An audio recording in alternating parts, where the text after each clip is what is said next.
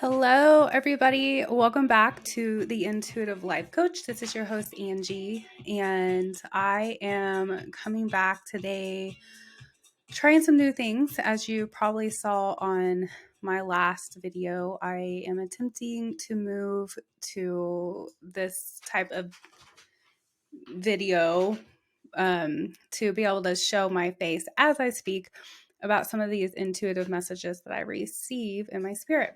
If you have not seen me before, if this is your first time, my name is Angie. I'm an intuitive life coach. I'm an author of 2 books. I am a psychic medium, a Reiki master, sound healer, and a meditation and mindfulness coach. So I've got lots of stuff underneath my belt. I also spent over 18 years working in the mental health field. And I know there's a lot of people going through an awakening right now, spiritually. And I also have experienced that. I started my awakening in 2016 is when it really hit me. I share about it in my very first poke about how I just suddenly heard a voice speak to me one day as I was outside in my backyard mowing my yard, and what this voice said to me and how it completely changed my life. It was absolutely crazy. So I come and I share messages that I receive in my spirit with the collective. And these messages are an attempt to help people align with their higher self, live with their highest self, and be able to kind of have more of an understanding of what it's like on the other side for our spirit self, because we are always attempting to come back to self in this life. There's always something that is trying to pull us towards ourselves. And anything that happens outside of you, like physically outside of your body, is an attempt to pull you back to your spirit, to your inward self. And we don't always comprehend this in the moment because a lot of these situations can be hard to go through. I like to call them our tower moments, which I had a tower moment in 2020. I think that people have these often in life, but they don't allow them to pull them inward because a lot of us are focused on what is happening outside of us instead of what the circumstance might be trying to guide us towards. And I've found many times the hardest things that we experience in life, the hardest lessons that we have in life, are actually what end up being our biggest blessings. And they lead us to like our calling or something better than what we are currently experiencing in the moment. And today I wanted to share a little bit of personal stuff about my coming into accepting my giftings as a psychic medium. And if you are on an awakening journey at all, and me, for myself in particular, I'm coming out of religion. I kind of was all over the place, actually. I started out in a non-denominational church at 16. I did not grow up in a Christian home, so it was really interesting that I got really caught up in the church. But I do believe that I had to go through that just because for myself, I understand now that I always was trying to reconnect with my spirit and I'd always felt spiritual things. I just didn't know how to do it. So I would, what do? You go to spiritual places like the church to get answers. And that's, where I ended up being for many, many, many years. But yeah, I started out with like in the non-denominational church and then went to a Christian college. That's what everybody was doing. So I followed along. And then I was in many different churches. Like we were required to like go to church and be involved in stuff in that college. And so I can't remember exactly what kind of church it was, but it wasn't like non-denominational. I can't remember. But then I took several trips overseas to Asia to do missions work.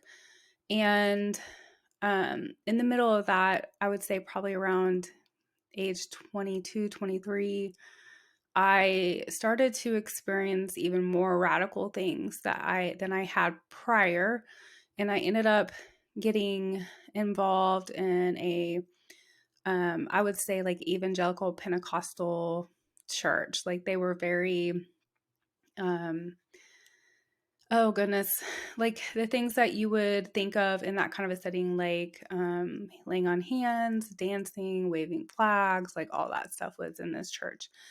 And I was there for about 2 years, I think. And then I took another trip to Asia when I went to Thailand.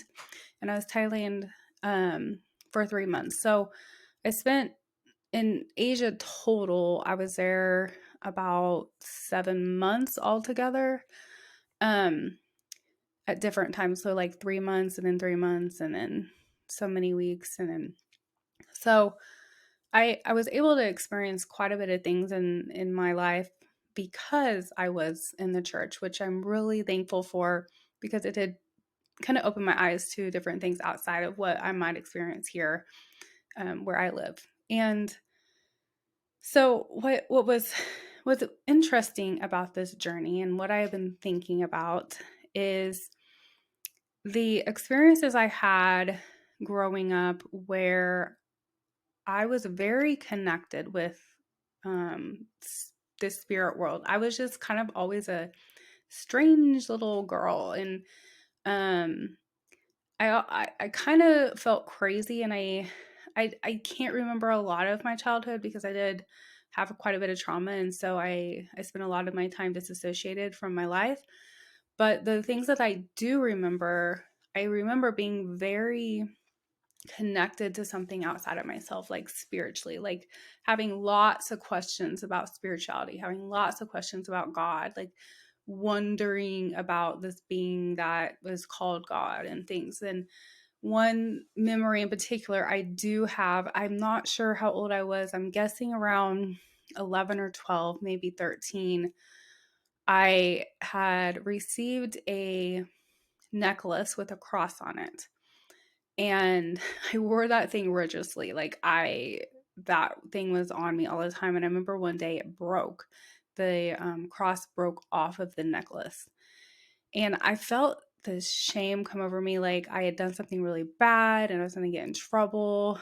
And I'm not really even sure where that came from, but I remember I found like a wire or something, and I tied the cross back onto the necklace and I hung it on my dresser. And I hung it on like a one of the like door, like I had like knobs on my dresser, like with a door. I hung it on one of those. And I remember laying in my bed and just looking at it, like, and wondering, what does this thing mean? Like, why am I intrigued by this thing? And what is God? And who is Jesus? And all these things were going through my head. And I really I was just in a seeking place. I had had quite a bit of spiritual experiences prior to that, especially when I was younger, like really young. I would see shadows, I would see spirits. I believe I probably had communication with them as well. But over time, as if you understand any of the programming of the ego, my ego is programmed to kind of disassociate from those things as well in my life. So what ended up happening was I got really involved in the church, and then I started making sense of these things based on what the church was teaching me. And so I started to push these experiences aside, trying to not have them in my life. And the way that it was explained to me was that they were like demonic experiences that I needed to avoid. And so I ended up doing like a ton of like getting in. I remember I would ask like people of the church, like the important people, to like gather around me and pray over me that I would be released from like demonic energy and spirits. And I, of course I would cry and I would be on the floor and all these things happened to me, and I did feel and I felt things happening. But I never healed. Like nothing ever really changed for me. So when I ended up having my awakening in 2016, it kind of shocked me because I had spent so much time in the church. But one of the things that was really interesting as I've gone through the last 8 years, I guess, is how I've learned how to trust my intuition more when my intuition is speaking, and when to know it's time to do something and when it's not. And what's even more interesting about this is that even as a, really strong religious Christian, I had that connection with spirit where I would hear something or I'd get a dream and I just knew this is what I'm supposed to do. Like there was just no question. I remember I actually had a dream about a place in LA, and I didn't know it existed. I didn't even know it was there. And I mean, this dream has a lot to it. I won't share everything, but I went and looked it up online the next day, and this was like early 2003. So I had to go to the library. Like we didn't have internet in our house then, or at least in my apartment where I was living. And I looked it up, and sure enough, it was there. It was a place. And so something in me was like, go, you're supposed to do it. So I just left. I just went. And there's a lot of times in my life where my intuition will say something and I'll be like, okay, let's do this. But what's interesting, as I kept getting more and more programmed within the church, I lost that ability. I lost the ability to trust myself. And part of the healing process of coming back into the awakening and coming back into understanding your higher self and connecting with your truth is learning to trust yourself and learning that the experiences you have are your experiences, and that you can listen to your body. You can listen to your spirit as it guides you. And when you do that, you're able to really connect with who you are without feeling as if you have to be something in the world for somebody else, I guess. But it's not always easy, especially when you have come from a religious background. So for me, having had so many spiritual experiences in my life where and if you check out my podcast on like Apple or Spotify or anything, I share quite a bit of episodes about me and like seeing spirits throughout my life. But since this time in the last several years, my psychic medium abilities have increased. And the last video I loaded, the very first video, I do share a little bit about that experiences I've had with spirits explaining to me what it's like on the other side, and how I've been able to use my gift in that way to communicate with spirits. But what I particularly want to share in this episode is that as we move through deprogramming our ego, we get back in touch with our true self. We get back in touch with who we really are. The person, or not even person, the spirit that came into the world ready to, experience this human life, completely connected to self. Like there was no disconnect when we were born into this world. We just simply were little spirits shoved into a little body. And so over time we lose our connection with that part of ourselves, and then some people come back into it and some don't. And what we're seeing right now within the entire globe is a huge global awakening, a huge reconnecting to the spirit, remembering what's important, learning how to connect with the part of us that is our truth, and healing the part of us that is programmed, our ego.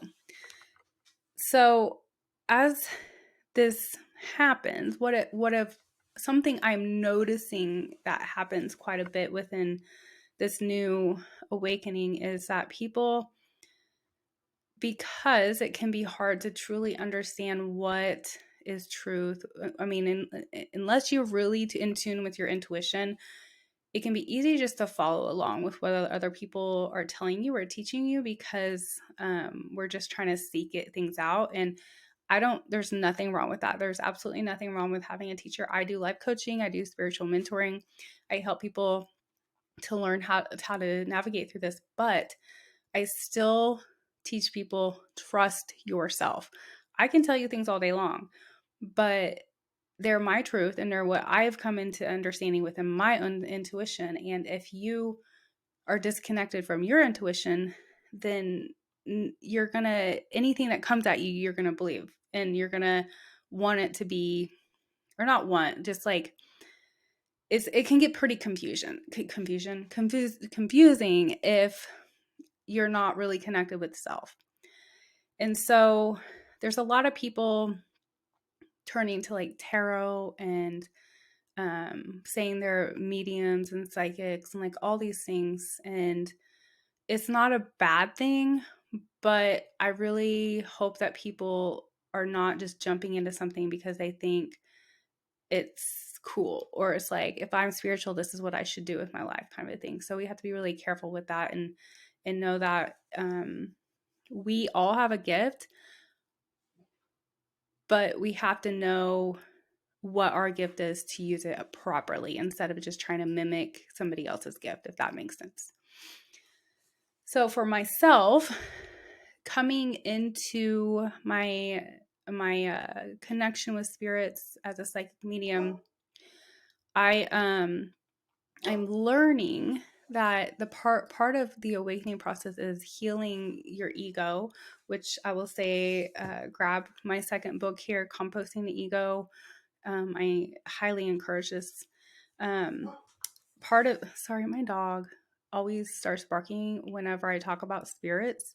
And I think she just gets really connected. Like, she can probably see them way better. Like, I don't actually physically see spirits. I have, but normally it's just a sensing or a hearing kind of a thing. But so I apologize. She will do that when I'm talking about it, and that always tells me there's a spirit here. So which I feel the presence of it right now. I just felt it come in. So anyways, outside of that, part of what is happening on the awakening journey and through the healing is we are coming into understanding who we all always have been. This is who we've always been. We have always been this person. We have just had it programmed out of us. And so we're actually waking up to our true self.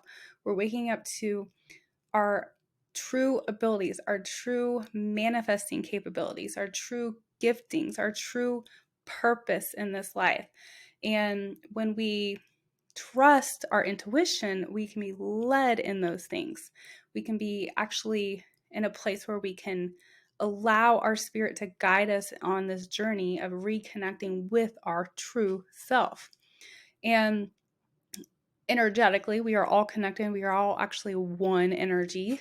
And I share about a vision that I had in Composting the Ego. In this book, Composting the Ego, I share a vision I had where I actually saw God. I saw God. It was amazing. Maybe I'll share that in another episode. But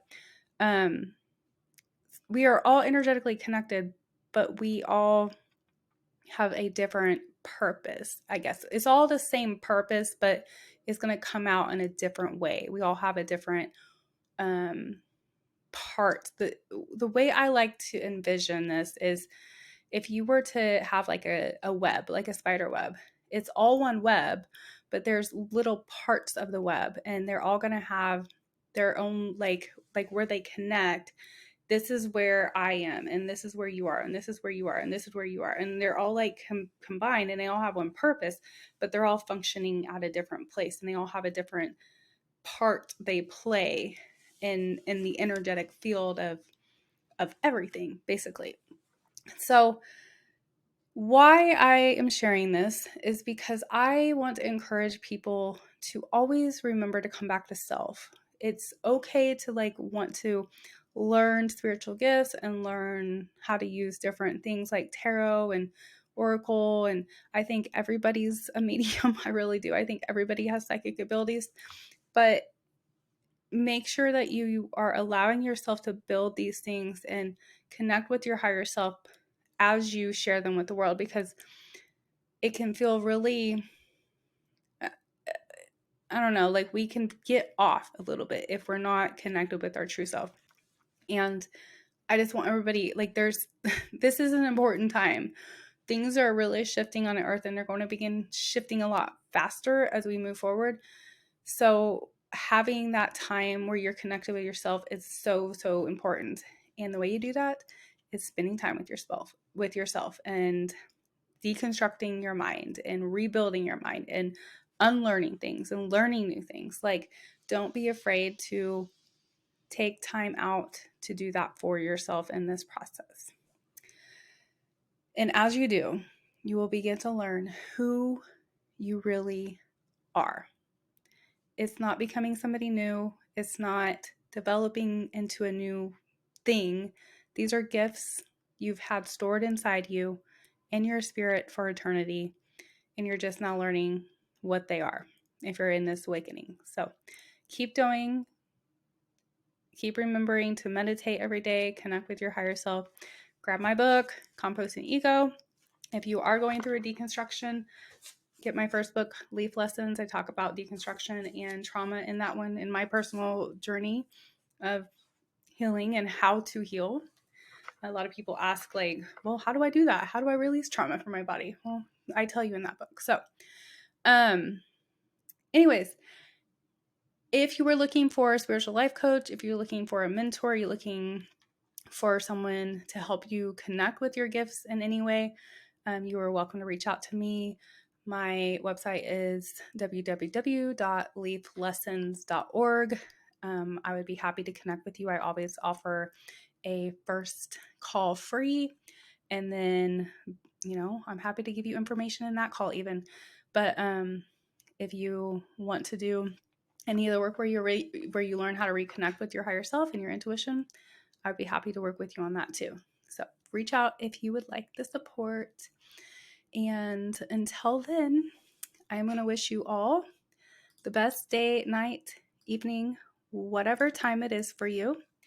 And I send you all the universal love that there is. Namaste.